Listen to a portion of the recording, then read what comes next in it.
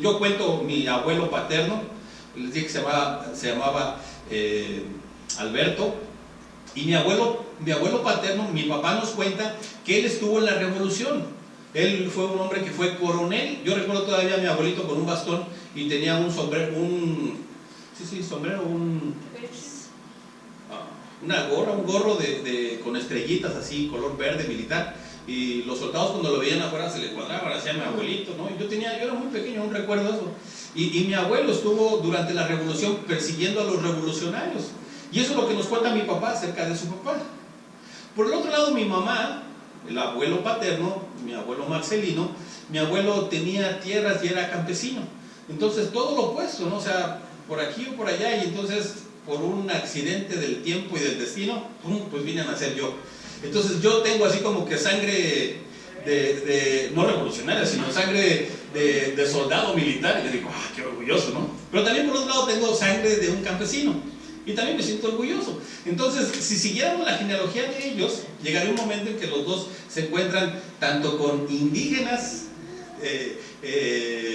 mexicas o aztecas, y por el otro lado españoles. Una vez estaba escuchando un programa y se me hizo muy interesante esto. Un hombre le pregunta a una persona y le dice, oye, ¿tú eres un indio? Y el otro dice, ¿qué le pasa? Yo no soy un indio. Le dice, ¿entonces usted es español? No, hombre, tampoco soy español. Entonces es europeo. No. Entonces, ¿qué es, pues? Tú sabes que la cabeza dice, pues no estoy seguro. Somos mestizos, eso es lo que somos la mezcla, el resultado de una raza española que viene y conquistó América Latina, ¿verdad? Bueno, los que somos latinos, y entonces nuestra raza es el resultado de estas dos mezclas, de pueblo indígena con una raza blanca o con una raza sajona. Entonces, ¿qué es el resultado? Nosotros.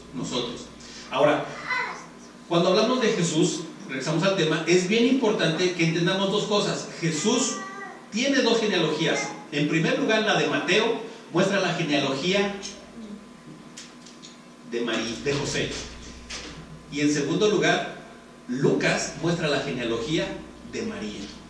Y los dos son dos genealogías que se abren así, haciéndolo al revés, así. Y entonces se separan, pero se unen. ¿En dónde creen? En David. De David hacia arriba es la misma genealogía, pero de David hacia abajo se muestran dos genealogías diferentes. Y esto es lo que da pie y cabida a que personas malinterpreten y malentiendan la Biblia. Y entonces comparan las dos genealogías y dicen, no, aquí hay una contradicción, porque mira, los mismos padres de José que se mencionan aquí son otros padres de José que se mencionan acá. Aquí hay un error. Y hay quienes han llegado a atreverse a decir que una de estas genealogías se refiere a otro hombre que no era José el carpintero, sino José, un soldado romano de la guardia.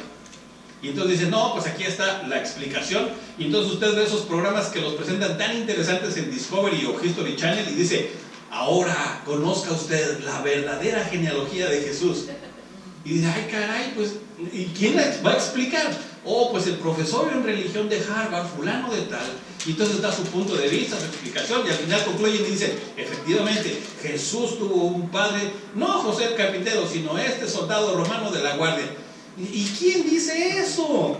Bueno, habría que entender entonces de dónde traza la línea Mateo y de dónde traza la línea Lucas.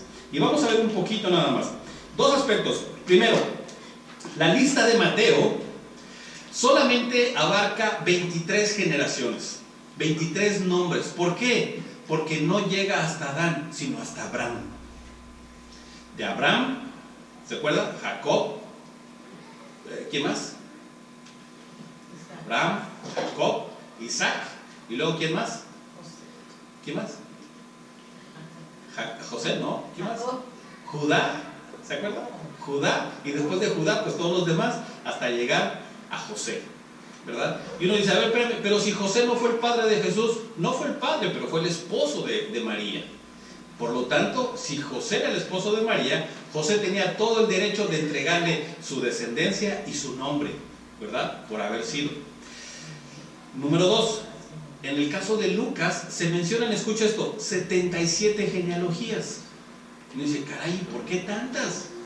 Bueno, 77 genealogías porque llega desde Adán hasta María. María, claro, María. ¿Pero por qué María? Porque María era la madre biológica de Jesús, mas José no. ¿Qué es lo que podemos concluir? Para no entrar en tanto detalle, no los quiero cansar con la lectura de todos estos nombres, porque uno dice, pero hermano, ¿qué enseñanza podemos sacar de todos estos nombres? Que Matat engendró a Joradam, que Joradam engendró a Ocosías, que Ocosías engendró a Joaquín, que Joaquín a Elías. Y uno dice, ay hermano, la verdad es que yo sé que es la palabra de Dios, pero aquí no le entiendo nada, no veo la brújula para ningún lado. Quiero decirle que la genealogía de Jesús es muy interesante, hermanos.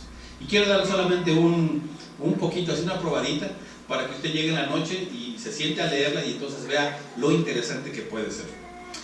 Dos genealogías: la genealogía de Jesús por el aspecto paterno y la genealogía de Mateo, y la genealogía de Lucas por el aspecto materno. Las dos genealogías llevan a Jesús. Ahora, quiero que me acompañen por favor al Antiguo Testamento y veamos la perfección de la palabra de Dios. Esto a mí me sorprendió mucho y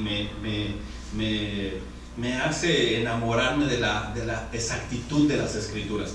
Acompáñame por favor a ver estos pasajes. Y le voy a invitar a que vayamos al Antiguo Testamento y veamos Levítico 18:15, por favor. Anótelo allí, Levítico 18:15.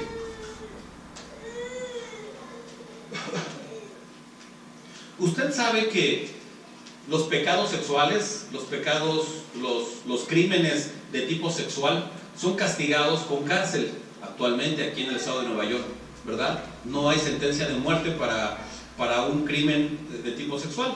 Por cierto, usted escuchó las noticias que hace poco encontraron culpable al médico del equipo olímpico de los Estados Unidos que abusó de más de 30 jóvenes.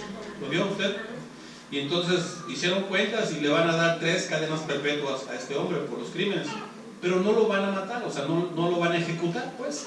¿Por qué? Porque el estado de Nueva York considera que no son crímenes dignos de muerte, pero sí de sentencias muy grandes, ¿no?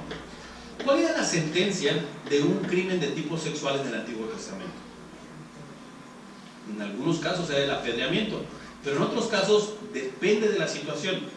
Y aquí es a donde los quiero llevar. Acompáñame por favor a Lucas 18:25 y adelante, y dice lo siguiente: la desnudez de tu nuera, o sea de la esposa de tu hijo, no descubrirás o no mirarás. ¿Por qué? Dice, mujeres de tu hijo, no descubrirás su desnudez, ¿verdad? O sea, Dios consideraba abominación que no por el hecho de que fuera mi hijo tendría yo que tener acceso a su esposa. Definitivamente eso era abominación. Ahora bien, dice el versículo 20 también, dice, además, no tendrás acto carnal con la mujer de tu prójimo. O sea, la mujer de mi prójimo, ¿quién era? La persona más cercana a mí, ya fuera mi prima, mi hermana, mi tía, aún alguien cercana a mi familia, mi prima en primer grado o en segundo grado. A mi esposa le gusta decir primo hermano, a mí no me gusta, más me gusta decir en primer grado y en segundo grado, ¿no? Porque eso de que primo hermano me suena raro, ¿no? Entender, pero así es como le suena a mi esposa. Ahora bien, dice el versículo 23:2, dice, no entrará bastardo en la congregación de Jehová. Y aquí entramos a un aspecto interesante. ¿Qué pasa en el versículo 20? Dice, no tendrás acto carnal por relación íntima, relación sexual, con la mujer de tu prójimo, contaminándote con ella. ¿Por qué? ¿Qué pasaría? A este tipo de relación, ¿cómo se le llama? Se le llama incesto. Cuando alguien de mi familia, no solamente de mi familia en primer grado, sino en segundo, y en algunos casos hasta en tercer grado, si una persona tiene relación con ella y entonces de esa relación concibe, ¿cómo se le llama al resultado, al bebé o a la bebita? Se le conoce como bastardo. Y es una palabra bien fuerte, ¿verdad? ¿Qué es un bastardo? Suena bien fuerte la palabra, pero ese es el significado. Bastardo es alguien que no es hijo de un matrimonio legítimo. ¿Por qué es tan importante que una pareja esté casada? Porque sus hijos son naturales, de lo contrario serían ilegítimos, ¿verdad? O bastardos, esa es la palabra. Ahora bien, este es el versículo interesante, dice así: no entrará bastardo o hijo legítimo en la congregación de Jehová. Ah, caray, ¿y qué culpa tenía ese bebé? Bueno, ese bebé no tenía culpa en sí, pero sus padres sí. Y dice el siguiente versículo, y dice la siguiente parte, dice: ni hasta la 10ª generación no entrarán en la congregación de Jehová. Hasta la 10ª generación. Entonces podría decir: bueno, ¿y yo qué culpa tengo? Mis papás hicieron estas cosas, pero ¿yo qué culpa tengo? Tú no tienes culpa alguna. Pero por el pecado que hicieron tus padres, la consecuencia de esto va a ser lo que te van a provocar a ti. ¿Cuál va a ser eso? Pues que tu descendencia no va a formar parte legítima del pueblo. Puedes estar entre el pueblo, pero no serás contado como legítimo entre ellos.